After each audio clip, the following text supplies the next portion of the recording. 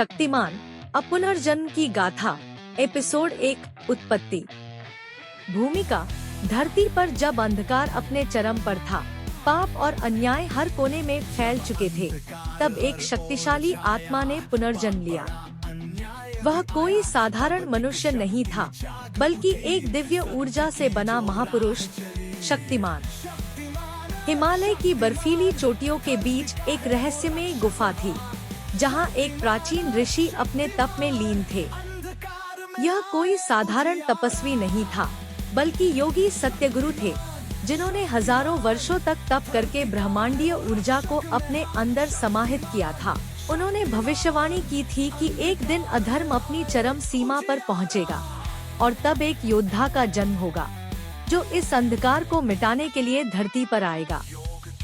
इसी बीच कहीं दूर एक छोटे से गांव में एक विशेष बालक का जन्म होता है। उसका नाम था गंगाधर। जन्म से ही उसमें असाधारण शक्तियां थी। जब वह 5 साल का हुआ, तो उसने अपने गांव के पास बहती नदी में गिरते एक बच्चे को बिना छुए ही पानी से बाहर निकाल लिया। गांव वाले इस चमत्कार को देखकर चौंक गए, लेकिन उसकी माँ ने उसे गले लगाकर कहा, बेटा, तू कोई साधारण बच्चा नहीं है। तेरा जन्म किसी बड़े उद्देश्य के लिए हुआ है। गंगाधर का प्रशिक्षण।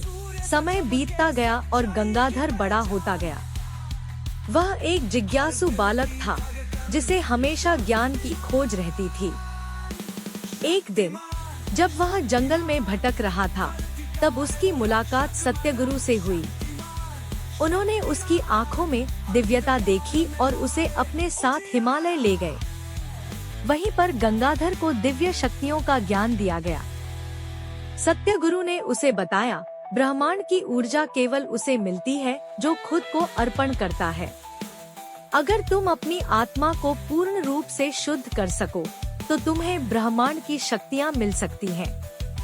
इसके बाद गंगाधर ने वर्षों तक कठोर साधना की। उसने पंच तत्वों अग्नि, जल, वायु, पृथ्वी और आकाश का रहस्य सीखा। धीरे धीरे वह एक साधारण मनुष्य से महायोगी बनने लगा।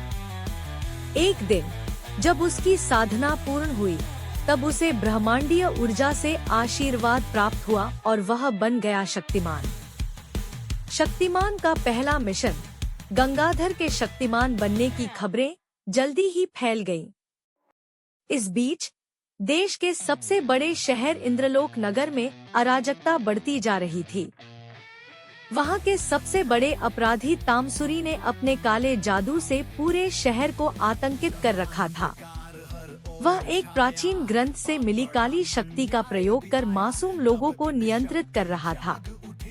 जब शक्तिमान को यह बात पता चली, तो वह पहली बार अपनी शक्ति का इस्तेमाल करके शहर में पहुंचा। वहां के लोग पहले तो डर गए, लेकिन जब उन्होंने देखा कि शक्तिमान एक दुष्ट को केवल अपने स्पर्श से ही पराजित कर सकता है, तो वे उसकी जय जयकार करने लगे। तामसुरी ने शक्तिमान को चुनौती दी। उसने अपने काले जादू से शक्तिमान को परास्त करने की कोशिश की, लेकिन शक्तिमान की आत्मा इतनी शुद्ध थी कि कोई भी नकारात्मक शक्ति उस पर असर नहीं कर सकती थी। कुछ ही समय में शक्तिमान ने तामसुरी को पराजित किया और उसे अंधकार की दुनिया में हमेशा के लिए बंद कर दिया। अगली कड़ी का संकेत। अब शक्तिमान का नाम हर तरफ गूंजने लगा था। लेकिन यह तो सिर्फ शुरुआत थी। दुनिया में और भी बड़े खतरे थे और अंधकार की शक्तियां शक्तिमान को रोकने के लिए षड्यंत्र रचने लगी। क्या शक्तिमान इन सभी बुराइयों को मिटा पाएगा? कौन होगा उसका अगला दुश्मन? जानने के लिए देखें अगले एपिसोड में अंधकार के योद्धा का आगमन।